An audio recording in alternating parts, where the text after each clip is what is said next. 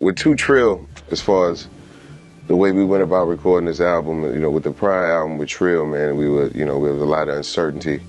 Wasn't really sure about, the process itself, because I'm not a solo artist by nature. So doing a solo album is different. People think because you rap, you just write rhymes, but it's different in the way I structure songs and everything. So I had to get into the habit of writing full songs by myself and things like that. And, with this album, we had a lot more confidence. We knew what it was we needed to accomplish and how we were going to go about it. So we just mashed on it, When it comes to the recording process solo, as far as opposed to UGK, it's naturally different because it's only one mind in a solo sense as opposed to two minds on a UGK record. So it definitely comes with I bear all the responsibility when it comes to a solo album. So I have to pick beats as opposed to Pimp just producing everything. So it's definitely a totally different process.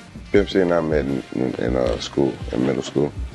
We had a lot of the same mutual friends and love for music. We weren't originally in a group together. He was in a group called UGK, and I was in a group called PA Militia. Then those two groups got together, and we formed a group called 4BM. Then the other two dudes got out, and we took the original UGK name and became UGK. If I had to choose one thing that, define UGK as a group as to how people looked at us and what we've done over the years, I think it's just consistency. It's consistency not just as artists and musicians, but as men. We've always were the person you saw the last time you saw us, as the person you see every time you see us. I don't know if it's fair for me to say that I have a favorite artist that I work with as far as if I had to pick one person, it would be Pimp C. He'd be my favorite artist to record with and write and everything, I always made my best music with Pimp. No, I enjoy working with everybody evenly and fairly, outside of Pimp. There's no one in particular, every now and then you get to work with a person like a Charlie Wilson, definitely your idol.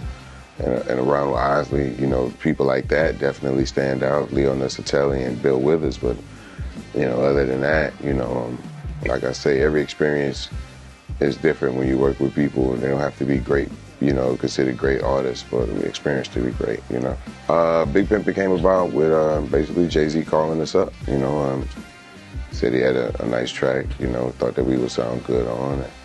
Said the track Oprah, and I was like, yeah, I can dig that, that shouldn't be a problem. And it was different, than anything we had really done previously with UGK, but I knew it was gonna be a big record, but Pimp had his own reservations about it as far as just making sure that it didn't take us too far in a direction that we couldn't come back from. But at the end of the day, it ended up being a big record for us. Oh, absolutely, it almost did happen. It's just simply because Pimp was just, a little apprehensive, nervous about, because it was definitely a more mainstream record than anything we'd even attempted. And we just wanted to make sure that if we went there, it wasn't somewhere we couldn't come back from.